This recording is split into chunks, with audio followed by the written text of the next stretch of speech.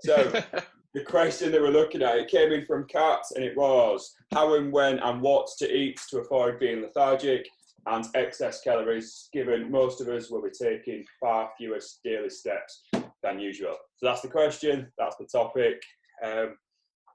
Yeah, off we go. How do you want to tackle it, Sam? So what you I had a bit of a think, and I kind of broke down the question. So the main kind of bits that were involved was kind of how. So that's the thing, when and what.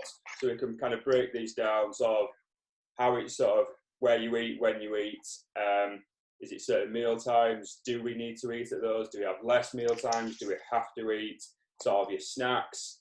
Your what would be kind of your food groups. Then maybe some ideas that we've all got.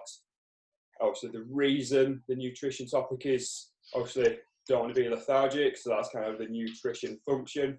And is there others? Obviously, Kat's sort of saying that she wants to avoid being lethargic, but are there other things that you can benefit? And then it's we were taking far fewer steps, so that links into sort of like the energy balance. So your intake's obviously that little bit lower, and then obviously the result on your expenditure. And yeah, that's kind of the question broke down. We'll kind of get into it. So I know you talk about that how. I know Pete, you were talking about sort of some mindset things to link. And when this question, I kind of thought the situation that we're in at the minute is it's not your norm. Okay, so what I went down the more route of kind of being more present in the moment and being more mindfulness of your decisions. So at the minute, like when people at the minute, because we're probably a lot of us are eating. Adam, how many times have you checked the fridge like over the last? Yeah, quite a few to be fair. Do we agree on that? Like, even if we're not getting anything, we check the fridge. Like, we're just still the same stuff in there. Like, nothing's changed. being more mindful of like, are you actually hungry? So, kind of taking a step back and kind of asking yourself, like, a very simple way of kind of asking yourself 4 questions, kind of being present in the moment. So, how am I feeling? What am I thinking?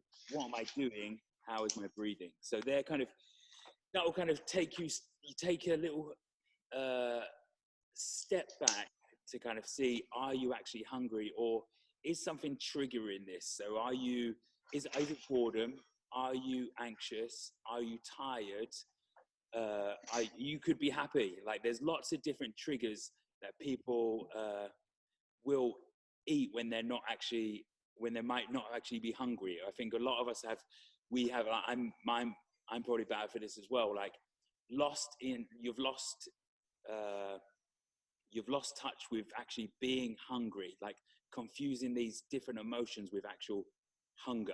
Does anyone find that? Like, like boredom and stuff like that, because you're bored, you just kind of want to do something, so you just kind of reach for something to eat, or like it's family norm to kind of sit around the TV on the weekend or whatever and kind of watch a film and have, I don't know, a bit of chocolate, whatnot, because you're at home all the time now. You just revert back to what you know. Yeah. Well, that can link quite well with the webinar from before, like that self-reflection. You can kind of, it's the same thing you was almost going over, it's the same kind of approach. Yeah. Just approaching it to your nutrition and just going that same kind of, P had 4 steps, it's the same sort of principle, just reflecting on, like, why am I eating? Do I need to be? Is it the right things? And just approaching it the same way. And just, yeah, that's kind of a similar sort of approach, isn't it? But yeah, and I think that's kind of like one of the things. So that's kind of like your how side of things. It's kind of obviously when to eat. So Pete touched on it. Obviously, we're programmed to sort of eat at certain times of the day. Obviously, because we're not doing quite as much, do we need to eat? So obviously, just because it's lunchtime, do we need to have a lunch? Can it be a snack? Can you sort of eat an hour later when you're actually hungry? You can maybe kind of either create, like we talk about that daily schedule that we've got. You can maybe kind of create your own, or you don't have to follow a schedule for your food. So like you say, Pete, you don't always have to, just because it's lunchtime, you don't have to eat. I downloaded this earlier, so it's like a hunger awareness scale, like kind of you number it kind of 1 out of 10, like, are you actually hungry? And then if you're not hungry, you don't have to eat. Like, yeah. But otherwise, like, yeah, there's two sides of the story. Like, there's kind of some people, like Sam, you like a routine. You would like to kind of. I'm a big fan of a routine. You like to kind of have your meals set at that time, and you're going to eat that time, and you'll know. But with, say, if someone, like, say everyone's routine is out the door now, so maybe you might prefer a routine, or maybe you kind of need to. Where am I going with this? Like, you've got a routine when everyone was previously working, we were more active and we were moving, but now necessarily we don't have to eat breakfast, and we don't have to eat as soon as we get up, and we don't have to eat at 12:30, and don't have to eat at 6 p.m. You might not be hungry. Okay, so what you might find is, because we are moving less, we won't need as many calories. So are we eating for the sake of, I'm programmed to eat at that time, or do we actually need? Are we hungry? Do we need the food? Like, what do you think? Like, do we all agree? Like, we haven't walked as many steps over the last week than we would on a week. I mean, like, it's a social thing, isn't it? I mean, like, if you go to work, you will have a lunchtime, or your break will be at a certain time, and you have to eat within that time. Otherwise, you will not eat again until 6. Yeah. Whereas that sort of social sort of area is now kind of broken down, and you kind of can eat ad hoc whenever you need to. And like you say, we're not moving around as much.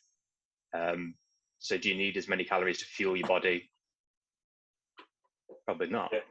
It's one of those ones, like, if you're someone who's not got a new routine, or someone like myself who likes a really good routine, I'll probably struggle to not wake up in the morning and have my breakfast.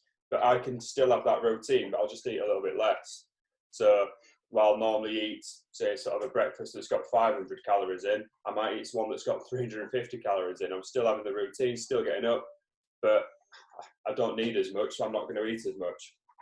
Yeah. So you can kind of do it that way. So if you do, like, if you're thinking, oh, it's 12:30, I've got to eat, I'd probably struggle to skip a meal, but I'd probably then just have to, like, adjust my kind of intake. So I'd have to still have those same 3 meals a day, but instead of being the usual calories, I'll have to make them sort of like that 20% smaller, just because I'm doing, well, a hell of a lot less active. So you can kind of eat when you're hungry, or eat fuel what your body needs. Either don't have to eat at lunchtime because you don't have to, or you can maybe just sort of adjust what you are eating at those times. Also, if someone doesn't track calories and they're new to tracking calories, what would you advise to them to kind of,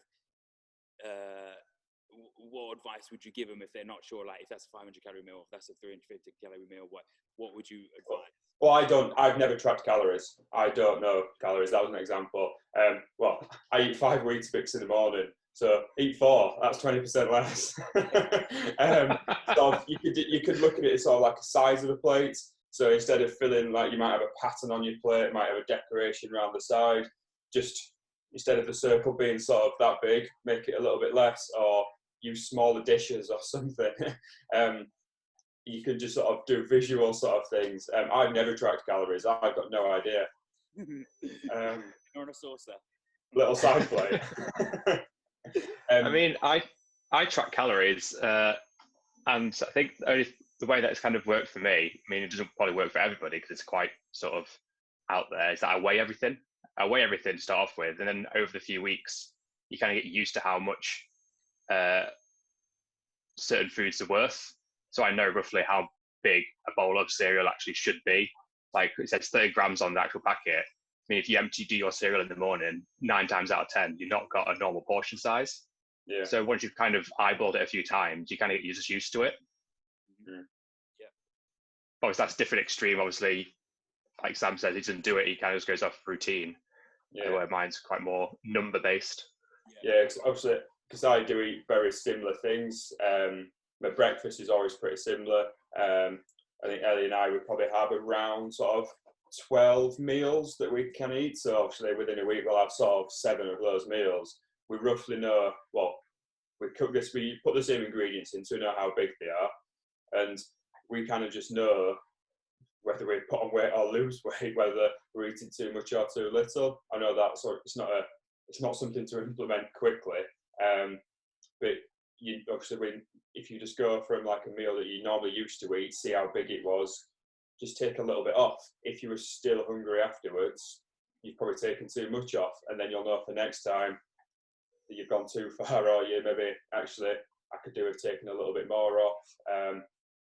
Try the weighing things. We've got time on our hands. You can weigh all the things now, I suppose, as well. It's a good, if you are interested in doing that, it's a good time, good opportunity to start weighing foods.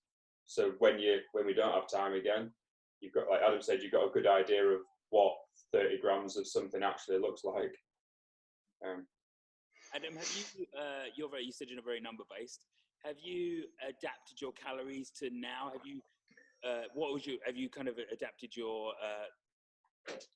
What is it? My daily intake sort of thing at the moment. Yeah. Well, I was on a cut as it was, so my cut now is probably more like my maintenance because of that reduced amount of that moving not as much. So it's just kind of automatically kind of leveled out. But yeah, about to recalculate. Yeah. Okay. Fine. Has it changed by much? Or how much would you put before? Was you like a percentage, or how much had you taken off? I'd taken off about 10%, so not a lot. I wasn't going for a drastic sort of cut. Right. But I was at about 2,700 now, at 2,400-ish, depending on what I'm doing during the day. I mean, if I go for a run in the morning or whatever, or train twice a day or whatever, it will alter slightly. But that's going down a deep dark rabbit hole, that kind of depending on how much you train. Yeah. Do you feel hungrier or anything like that? I think it's more boredom, isn't it? Like you say, like you naturally just go, oh, I'm in the kitchen. What's in the fridge? Yeah. It's the same stuff that was there 2 minutes ago. Yeah. But yeah, I mean, it's interesting. Like there was a study where they kind of did got some office workers, and they had food that people could see. They had food in a container that was kind of like a blacked out container, and people ate more from the food that they could see than what they couldn't see. Okay. So it's about what you can see. Like where I generally work, is I do it from the kitchen, where that's where the table is, so I can see the food. Yeah. Whereas if I move my work, I don't know, somewhere like upstairs in the bedroom right now, I can't see anything. I'm not going to be as hungry because mentally I'm not thinking about food. Yeah. Do you guys plan your meals across the day, or do you know what you're planning to eat? So do you plan your meals? I'm very I go through phases. Like I'm very phasey. Like I'm kind of, if I've got a goal or something, yeah, I will get my head down. But otherwise, no. Like, and then I don't say I'm very like emotional eater. I have lots of triggers that I'll be like, oh, forget it, then it doesn't matter. But then I think it goes down.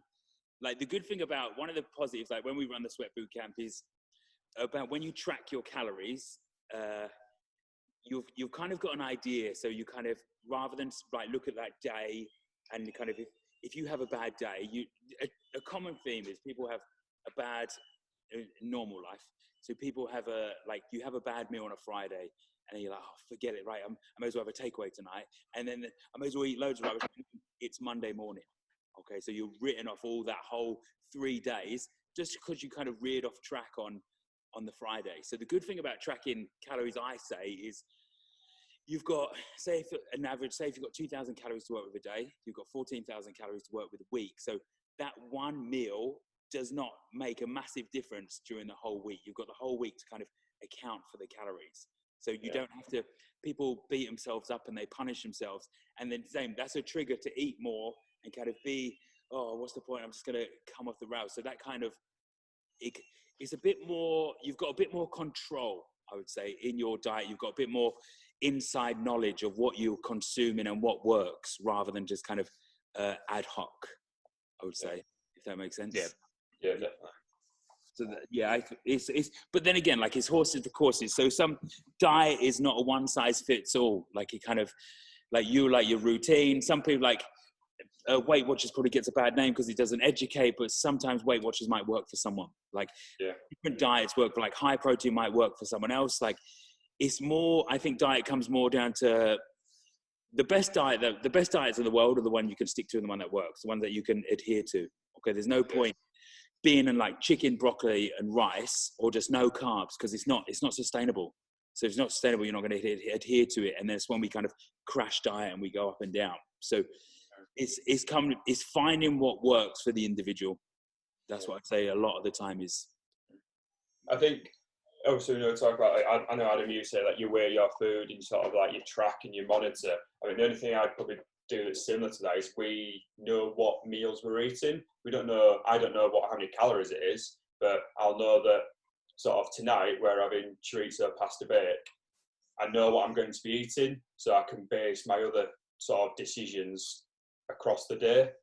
So I don't necessarily know how many calories or what the macros are of that meal, but I know that meal I will be eating that this evening at some point. I can base my kind of other decisions around it. If you don't know that you're going to be eating something later on, you might think, oh, I don't know what I'm having for dinner, I might have a snack, and then you might have dinner later on as well because it's dinner time and you're programmed to eat. If you know that you're going to be having your dinner later, you can decide, actually, if I'm having my dinner later, I'm going to have a banana, or I'm going to have sort of a small bag of crisps, not a big sharing size bag of crisps. So then, yeah, you can sort of plan slightly that way. You don't have to kind of track and weigh things out. It doesn't have to be at dinner time, but you can kind of know what you're going to be, what meal type it's going to be at least. And that might give you something to look forward to. If it's a meal that you quite enjoy, you might not feel that emotional urge to go for that bar of chocolate or something as well. Mm-hmm. Kind of, you got to enjoy your food as well. Like, just because we're dieting doesn't mean that it's chicken, broccoli. If you enjoy chicken and broccoli and rice, that's great. I don't think I've ever eaten that combination before in my life, but yeah. Well, so do you guys know what you're eating for tea tonight? No. Right. No. Whatever I can fight for in the supermarkets. Oh no, are you shopping today? Yeah. Oh no, good luck. I mean, that would be, even like you say, obviously I kind of don't track, but I kind of know what I'm eating, so I know what, when I do look in the fridge, I know what's kind of off limits because I know I need that for tonight, or it kind of just sort of limits what. So you are tracking, but just not in in a numbers way. You are tracking in some form. Yeah. And so we know what we're eating every night this week. So Monday through to Friday, we write down what we're going to eat. I think Ellie knows what the macros is. I've got no idea. But I know that tonight it's going to be that sort of like chorizo pasta bake. I can't remember the rest of them. It's on the kitchen wall. But I know what things are going to be eaten. So if I look in the fridge, I know, well, that's going to be for later in the week. You're only left with a handful of foods left. And obviously, yes, I allow myself certain things each day. But in terms of, like, Ellie makes these sort of like sweet potato buns, I'm allowed 2 of those a day. I don't have to eat 2, but I can't eat 3 because I'll run out by the end of the week. Then Friday will be a sorry state. Okay. But I think sort of like a loose structure just so you can kind of organise it, and then you've got a bit more of a conscious decision, or you're a bit more informed, I suppose. Yeah. What, Adam, if you what would you recommend? Say someone does want to track their calories, what like apps, or what would you suggest to people, or what's the best starting point? So there's 2 ways that I kind of would use normally. So either doing it the thorough way, which is like using stuff like MyFitnessPal, where you obviously get your scales out and you weigh sort of food to make sure you weigh it raw or whatever. Or you just do it sort of through like hand size stuff. Have you heard that before? Yeah. Like where you kind of have like, it's right. So I think thumb is for fat. I think palm of your hand is for protein, and then the fist is for carbs. Okay. And obviously through that, it's this general rule of thumb that you kind of eat back the right amount from that. Yeah. So it's 2 different ways of doing it there. Mm. Yeah. And like if you those who you listen, if you do want to kind of look into working out your macros and stuff, just book in for a private consultation, and then we can work that out for you. We can do that. Right, and then so what's the next one, Sam? What are we gonna? So we've kind of looked at how and when. So it's kind of sort of what. So it's what food groups. I kind of touched on loosely with mine. It's not quite as scientific as Adam's, but I know what foods I'll be eating. So I know that tonight I'm having that sort of pasta bake sort of thing, and so I know that there's going to be a lot of veg in there, pasta sort of carbs, tomatoes, and then also there's a little bit of chorizo is quite high fat, but there's not going to be very much in there. So we try and we do all of our cooking from scratch, so we know what foods are in there. So we've kind of loosely portioned it on. We try and put as much veg in our meals as possible, just to bulk it out. If you're looking to eat loads, if you eat a plate of veg or a plate of chorizo, you're going to have a hell of a lot bigger bowl of veg than you have chorizo. You're not going to get very far. And it's sort of trying to avoid, like, do you track your macros, Adam, so you'll know how much percentage-wise and stuff you'll want, or? Yeah. So, like, for example, if Adam was making that meal, he'd put a certain amount in to fit his sort of macros. So what sort of percentages do you try and aim for in terms of like carbs, fats, proteins? So it's normally about 30, 30, 30, 30, 35, right? 35, 35, 30 split. Those numbers make up, really. You do, yeah. Which way's which? Yeah. What's your 30? 30 would be fat, and the other two would be carbs and protein. Yeah. Carbs and protein. So is that based on quick maths? Yeah, so sort of a cut sort of macros there, yeah. Right. Normally I just focus on my protein more than anything else, and then the other two kind of just even out. Yeah. I'm not too fussed if one's slightly over and one's slightly under. So before you track, so if somebody's looking to track and know, did you track kind of a regulator to see what your percentage was beforehand? Did you notice what the split was? So you may have been low on protein, high on carbs, or what was the kind of common split? So when I started, it was probably that I was very low on protein, probably quite high on carbs. Right. I think that's same for most people, to be fair. They're quite low on protein. Yeah. Mm-hmm. So when we're looking at sort of food groups, we can maybe look to try and increase protein intake, whether we're training or not. That'll give you kind of a better balance. So looking for those meals, they're quite high in protein if we can get them from the shops. So yeah, I would say like when we do the sweat boot camp and we work out the macros and stuff. So we say like it depends. If someone's new to dieting, like we'll kind of go like a 1.6 grams of protein per kilo of body weight. Like more like just because people do struggle to get that protein in general, they kind of like.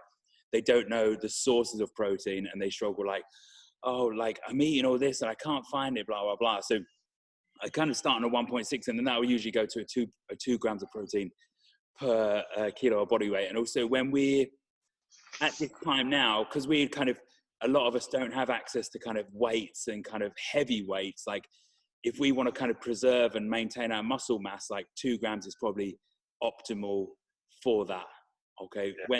With regards to kind of protein, like carbs and fats, I'd say it depends on your goal. Like if you're going for weight loss or whatever, or kind of maintenance, like it doesn't make too much of a difference. Like your protein is your goal, and you'll have a protein and a calorie goal, and the rest is kind of, it doesn't make an overly big difference on either way. So you can be quite flexible with your diet. You can make up your diet with carbs or fats day to day, rather than kind of, what we found is people were kind of searching their fridge at night going, I need to make up 6 grams of carbs and 1 gram of protein and 20 grams of fat. So it's a much more flexible way of doing it. That's what we say. Yeah. So I'd say about what foods to eat is try and eat as high protein as we can. I mean, that goes back to the question as well. Was it about lethargy as well? Yeah. Yeah, so obviously protein also helps kind of suppress hunger as well. So obviously if you have enough protein, you kind of suppress that hunger. And I think like you said a minute ago, what was I like with my macros originally when I started? Yeah. I was quite high in carbs, and that's probably because I wasn't eating enough protein. So I kept snacking on easy things, which the easy stuff to eat is sort of like crisps, that sort of high carbs, sort of high fat sort of foods. Yeah. And did you feel more like lethargic with that? Oh yeah, that's probably why I ate more of it to try and get energy. Mm-hmm. Obviously, that's where obviously you get sort of weight gain, the bad sort as well. So it's a bit more of a kind of vicious circle. Oh yeah. Mm-hmm. Yeah, but these are easy pickings, aren't they? Like they're kind of we crave like the salty, fatty food. Do you know, like the kind of high carby stuff, like especially when we're bored or tired or whatever, we will crave this. We're not like, oh, I'd love a chicken breast. Like, you don't crave that. Unless it's KFC. Yeah. Yeah. Mine was more of like a sweet tooth. That was what I had. I used to kind of wanted that sort of like sweet kind of sort of chocolatey sort of fix. And I was like, regardless how good my sort of main meals were, I could have the best breakfast, best lunch, and best dinner ever. I still wanted something sort of sweet. And you say like what diet works best for you. Instead of trying to just sort of cut it out, I tried to find like the best alternative. Obviously I've got quite fortunate. Ellie quite enjoys bacon and things like that. Well, you guys have seen me that sort of when I was in the gym between the sort of 8 o'clock and 9:30, I'd always have this sort of same sort of snack. It's like a couple of buns. So find something that if you kind of, I have that sweet tooth, like that wasn't going away. I tried for years to try and get rid of it. And you talked about a diet that you can adhere to.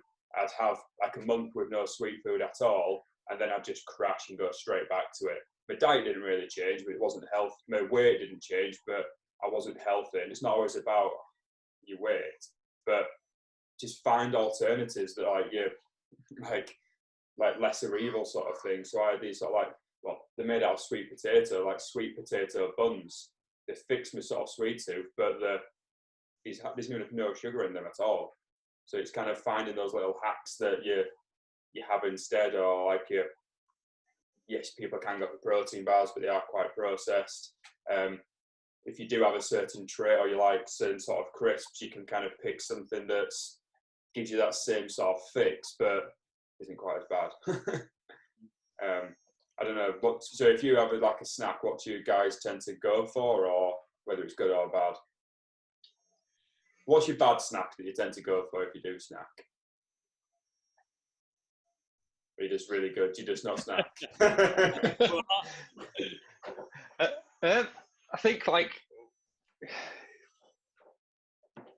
if I have like a chocolate bar, I try to go for a smaller version of the chocolate bar. I know it's not perfect, but obviously it's still like what? Celebration. That's me done for the day. No, but like Cadbury milk obviously is quite big. Whereas you can get like mini milks, which is the same sort of like a thin version of it, and it's about 100 calories. So I try and find like 100 calorie sort of alternatives, same as like Fiber One bars. I find that it's like a cakey sort of bar, which is about again 100 calories, which in the grand scheme of things is not a lot. It's not going to put you mega off track. Yeah, it's trying to like, it doesn't have to be perfect, but it just needs to be better than it was before. Like I said, I've had those Fiber One bar as well. They're good. Like they fix that sort of sweet. If we are a sweet sort of crave, but they're nowhere near as sugary as a full dairy milk bar or something. Same as like Halo Top ice cream. It's all right. It's low calorie, but it's not Ben and Jerry's. It's not the same. So, go on, we're talking about ice cream. If you was like craving ice cream, would you go for a smaller portion of Ben and Jerry's, or would you go for what you'd normally eat at Halo Top? Ideally, I'd rather have Ben and Jerry's personally, but it depends because I can get a lot more of the Halo Top for the smaller portion of Ben and Jerry's, just for calorie sort of balance. That was the question. Which one? I'd probably have to say Halo Top purely for the fact that if I start eating the Ben and Jerry's, it's going to be all gone.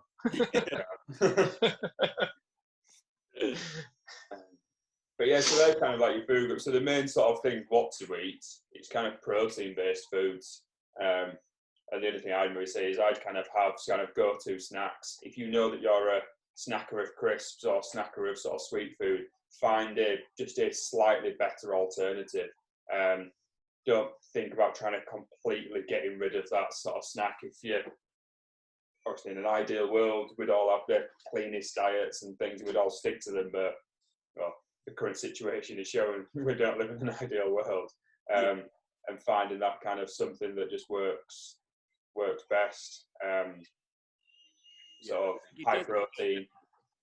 And then it does have like a psychological impact. Like that's kind of like, if you can factor that into your day, like say if you have like, say if you like a chocolate bar, like Adam said, a chocolate bar a day or something, or a small chocolate bar or a piece of chocolate, if that makes you feel better psychologically and helps you get through the day, don't punish yourself too much. Like it's not the end of the world. Just kind of factor that in kind of to your day or the end of to the end of the week. Yeah. And it's like for the time being, it's kind of putting on excess weight isn't ideal, but that one chocolate, like small chocolate bar, like I say if it's 100 calories, you've got 3,500 calories in a pound of fat. If that makes you feel better and it helps you get through this situation, like don't punish yourself. It's all right. You're fine. I think, well, going on to that, the next part is saying obviously, because obviously she wanted to avoid being lethargic. So that obviously you find what you're kind of trying to have an aim for your food. Like Adam said, obviously Adam was going on a bit of a cut. That was his aim. If anything, I wasn't trying to put on weight, but if my weight did change, I didn't want to lose weight. I wanted to increase weight.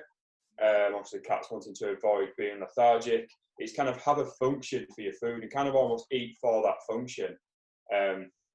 So you could be trying to have a purpose for it. So you know what you're trying to achieve instead of just, oh, should I eat this, should I not? For me, if I'm not sure, because I was trying to put on weight, if anything, if I wasn't sure whether to eat something, I'd eat it. Whereas if someone's looking to lose weight, if you're unsure, you know which side of the fence you can drift on. Also, that diet might change slightly if I'm not being as active, but it helps you form your decisions if you know why or what your nutrition is trying to achieve. And sort of, like I said, being lethargic, high protein food, sort of more satiated as well. That's probably a good thing for it. It could be for well-being, it could be for anything. Just know what your goal is for your nutrition, and that might help you kind of make choices and inform your decisions, really. I think like lethargy, like it could like the sugar could affect that, but also kind of what are you doing during the day? Like would going for a walk, like using your daily exercise at a certain time of the day when you feel like you will get that lethargic, like feel lethargic, is that kind of way of breaking that? I wouldn't say necessarily it's all down to nutrition. I would say that the situation will come into that as well. Like if you're sitting in front of a screen all day, you will kind of like get a bit, you just got to kind of find a way of breaking that cycle. Like could be a Zoom class, could be going for a walk, walking around the house, having a big glass of water, whatever, and just trying to break that. Like the nutrition tips are good, but I also think it is the environment. I think like you say, the mindset of it as well, because like if you go to work, you come home and you think home as a relaxing place, a place to sort of chill and kind of relax. Whereas now we're kind of forced to work from home. So it's trying to dissociate that sort of relaxing sort of mentality to this is my work environment. And then, like you say, go for walks and stuff like that. I think we talked about sort of maybe taking fewer steps than usual. Obviously, we're then looking at our sort of expenditure is not going to be quite as high. But thinking of those things that we can do to affect expenditure, that's kind of the other side of the coin to the nutrition, sort of in your intake. It's, yes, we can't maybe do as high a sort of volume training as we've kind of have in the past, but we have got that option for one sort of exercise a day outside. So take advantage of it, make sure you should do it. Create a sort of route where we're talking about that running programming that we're going to be adding in. If you want to, that could be your steps, that could be expenditure, and just trying to, there's things that we can't walk to work, we can't walk to the bus, we can't walk around the office. We've only got like the four walls of your house to walk around, unless you've got a really, really big house. And you kind of things that you can control, which you can do a Zoom class each day. you can go for that sort of walk at lunchtime or wherever you feel most lethargic. And then obviously the difference with the energy balance maybe needs to be made up with a slight reduction in calories, but it might not need to be as big as you think. If you can control the things that you are able to. So trying to just find out. That'll take a couple of days to find out what that is, but find a walk. It might take you half an hour. It might be 2,500 steps. That's a quarter of the way there. Obviously, you nearly get 10,000 is what you're saying we're no longer able to hit. But if we can get to 7,000, make sure you get to 7,000. Don't think, oh, well, I can't get 10,000. I'm not going to bother trying at all. You said same at the start, like one bad day doesn't make a sort of like the whole week's ruined or things like that. Just because you can't walk to work doesn't mean that you can't get as close to 10,000 as you can. Sort of 7,000 is better than 6,000, sort of 4,000 is better than 2,000. Like try and get as high as you can on that sort of step count. Doing a class, going for a walk, go for a longer walk, and then you will have to make up potentially the difference. But we're saying obviously how much can we eat or what should we eat? It might actually not be that much difference. It might only be 10% left. It might be 200 calories, and then it might actually be really achievable and you can stick to it. Yeah. But the only other point that you mentioned as well is kind of hydration. I had a look a little bit about kind of what are the effects of those. You're sort of being lethargic or we're all working from home. There was I found that sort of mild levels of dehydration can produce disruption in mood and cognitive function. So we're talking about mood that could be negative mindset towards your food. It could just be that you're dehydrated. Cognitive function, we're sat at home trying to work. Kids might be running around as well. Even simple things, just giving yourself sort of like a hydration target each day as well. If you're thinking that you're hungry, grab a drink maybe. It might be that you're just thirsty. It might not. You might actually be hungry, but maybe try that first. I don't think many of us will be drinking too much water a day. It helps get you up as well if you're really hydrated. You keep going to the toilet all the time. Yeah. If you're extra Okay. Right, shall we wrap it up there then, guys? Yeah. What do you think? Yeah, that was good. If you've got any more questions, just comment below, and then we'll do our best to kind of answer them for the next webinar. All right. Yeah. Right. Cheers, guys. Cheers, guys. Cheers, everyone. Thanks a lot. Cheers, guys. Bye.